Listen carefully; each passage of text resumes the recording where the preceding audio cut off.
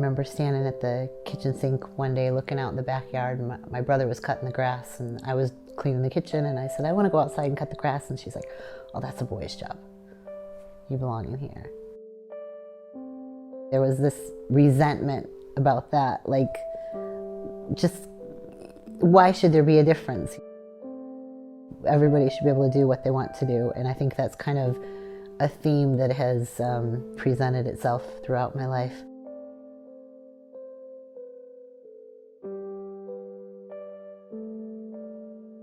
I had health issues in high school. Fibromyalgia is a syndrome of several symptoms. You know how achy you feel when you have the flu and it just hurts all over? Imagine having that all the time. The doctors weren't too keen on my prognosis. They said, do whatever you can now because it's hard to say where you're going to be in a couple years. Okay, I could say, oh, I can't do this or I can't do that because I'm in pain or because I'm not feeling well. Or you could just say, well, I mightn't have as much time as somebody else or as many opportunities to do something, so I should probably make the most of the time that I do have, and that's kind of how I've looked at it.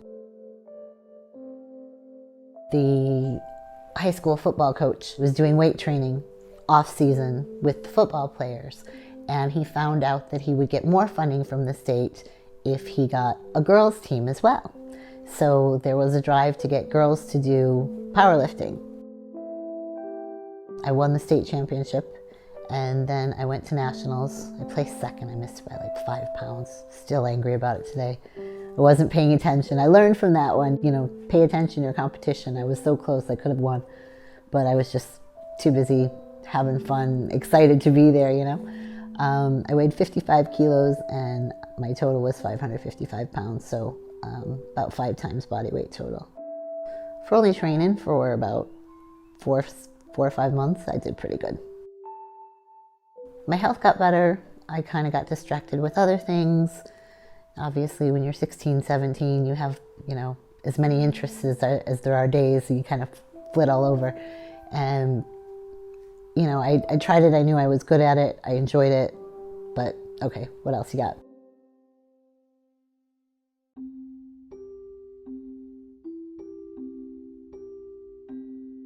After high school, I moved up to northern Michigan studying international business. And the counselor said, this is well and good, you're doing great, you're in the top whatever percentage of the course, obviously you're going to graduate, but we can't say international business because you don't have any international experience. GMIT was the gateway. They have a sister program with North Central Michigan College, so basically they do an exchange program every year. Long story short, 2006, we moved over here. I thought I'd be here for 6 months. 6 months turned into a year, turned into, I'm still here today. And about 2009,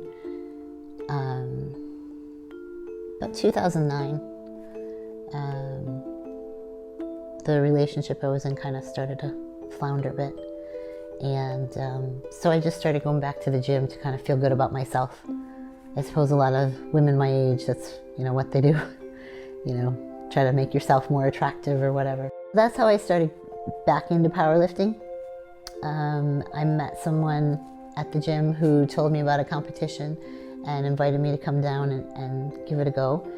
And I just remember after the second event, and I said, if I do good here, can I go to nationals? And she said, this is nationals, Jen, and you're winning. I was like, oh, okay.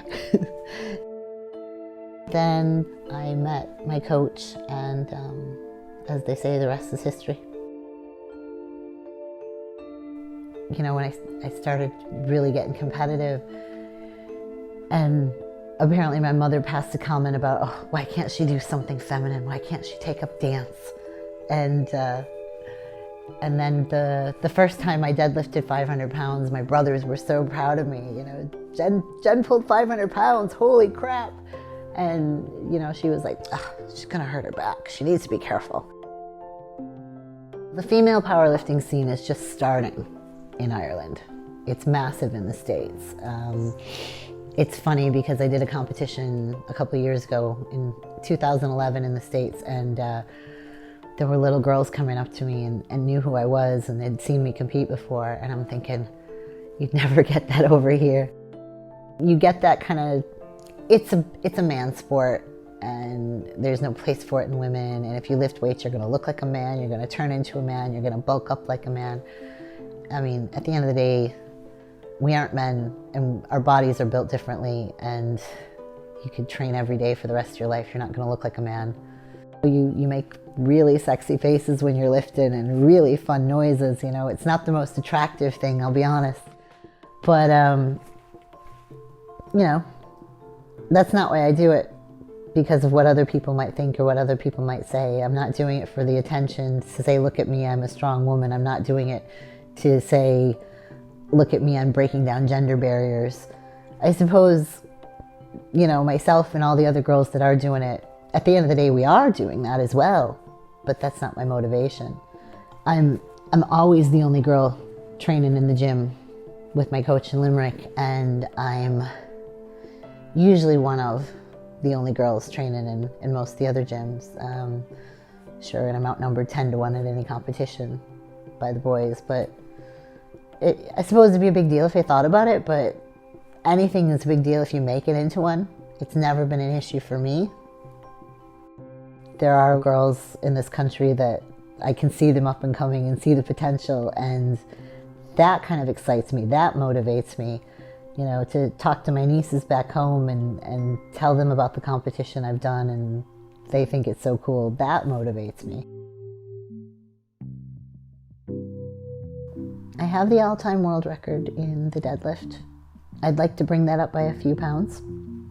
There are 2 girls in the States, and between the 3 of us, you know, one has the bench, one has the squat, one has the deadlift, and we're always kind of pushing each other up a little bit. So I'd like to push the bar on that one. It'd be nice to have more than just one of the 3 lifts. So fingers crossed. I have basically 3 more meets.